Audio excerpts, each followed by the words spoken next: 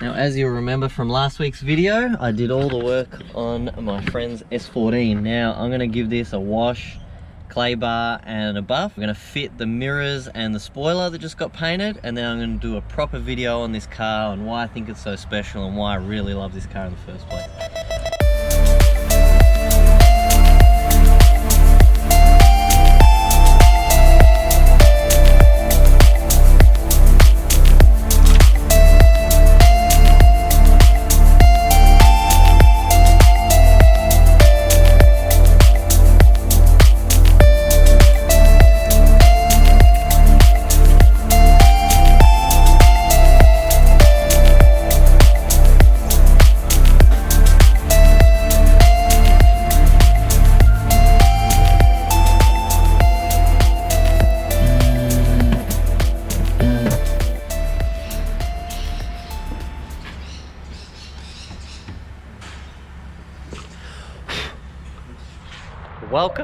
Welcome to another video. Now, the reason I'm so happy is because this is the first day in a very long time in Melbourne the weather has been this good, and I'm out with a really nice car to do a video today. This car is the one you saw last week that I was doing all the work on, and I wanted to do a video itself just on the car to explain why I think this car is this special, which I've said it a million times. So Series 1 S14, but factory SR turbo manual, factory sunroof, factory pearl white. So a very desirable combo. And other things that I really love about this car, now you would have seen, I can't show you underneath the car now, but you would have seen that it even still had the factory plastic covers, like on the lower control arms and on the caster rods, which, you know, these being used as drift cars and modified all the time. I have never seen a car with all that stuff still on it. Another thing I really love is untouched rear guards, not rolled, not lipped, nothing, front and rear, untouched. Which these days is amazing that this car has survived this long without those being touched. Another thing I really love about this car, now if you know me and my cars, interior is what I care about most with cars, and this car has a really good interior for starters, and it's all stock, which I love. So stock steering wheel, stock seats, door trims, rear seat, everything is stock. There's no gauges everywhere, no crap, just an aftermarket head unit and a Nismo gear knob.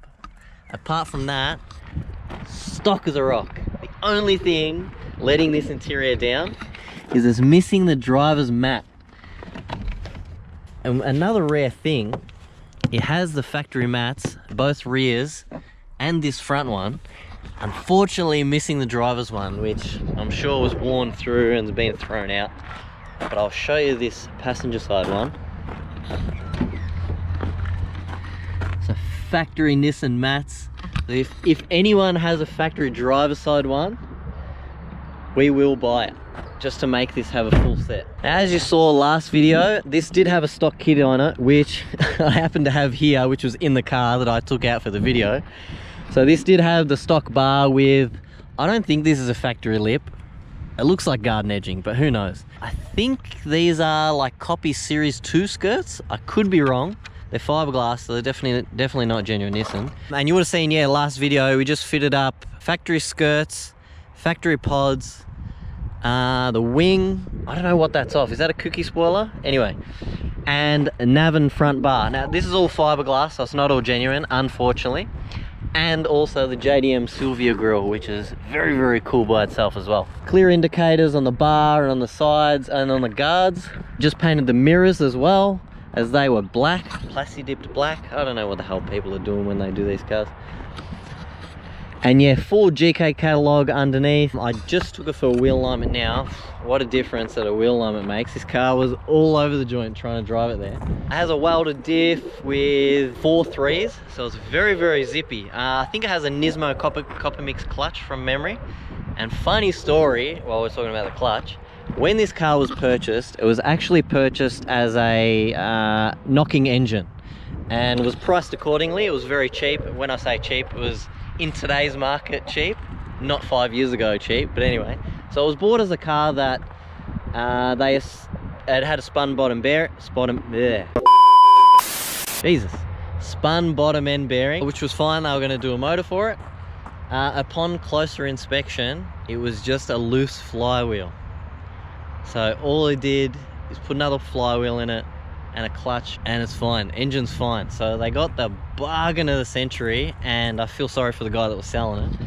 Now under the bonnet, this thing is pretty much stock. I like that it still has a stock airbox with the snorkel. The T28, standard injectors. I think it's just got a fuel pump in it. It does have a front mount intercooler, which you can see there, and a full exhaust, so dump all the way back, done by Primal Garage, a stainless, really nice TIG welded exhaust.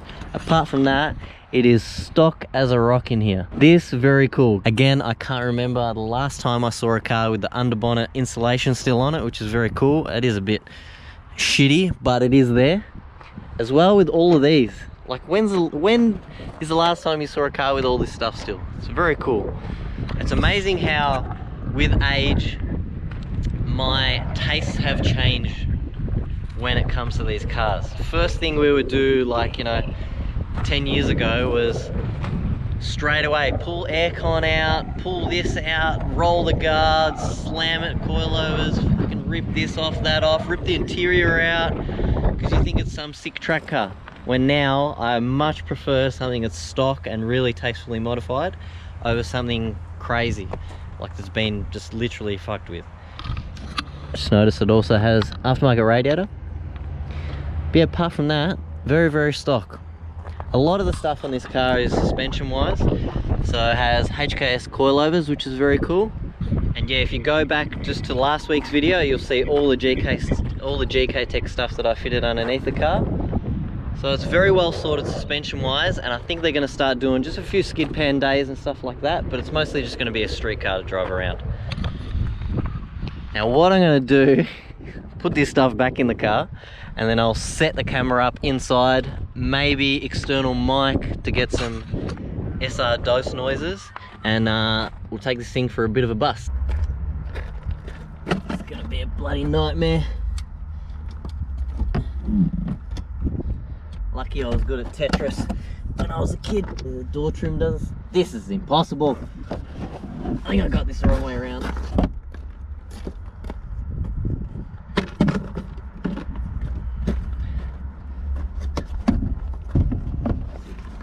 That will work better.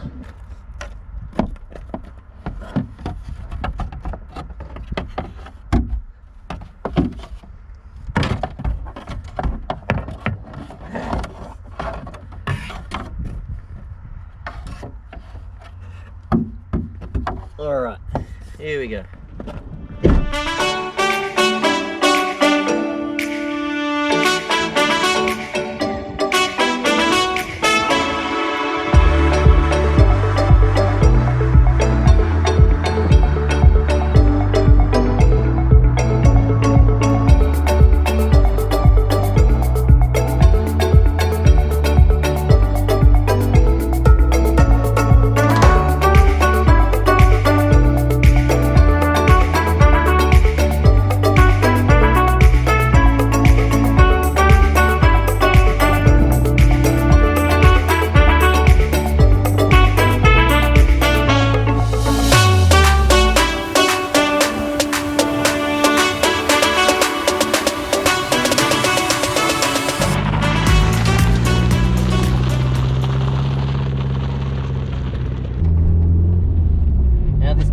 Definitely no powerhouse. It actually got dynoed recently at Project Performance, which you've seen me do plenty of videos there before. It made 170 kilowatt on like 15 psi, so definitely not a super fast car, but hang on, helps if you close your door. But very zippy, like mixed with a small standard turbo and the 4.3 diff gears. This thing is perfect power and setup for the street, I reckon. not laggy, like instant power. I'll take it through a little section that I know of and I'll show you how this thing goes. So what I'm going to do is one run up and one run back. I'm going to have microphone in the engine bay for one and exhaust on the way back so you can get all the noise.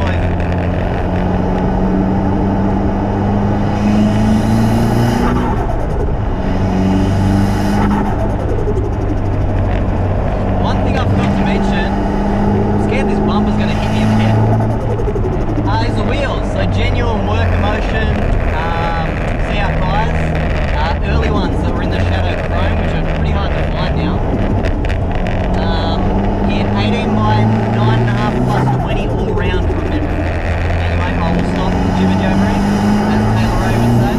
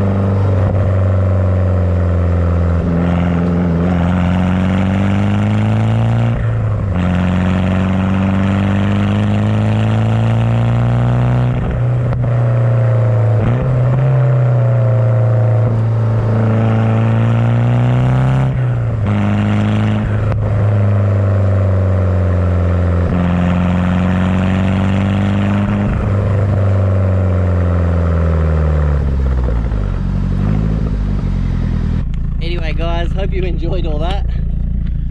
That's going to be the end of this one. I'm going to drop this car back to the owner and enjoy the rest of this beautiful Melbourne day.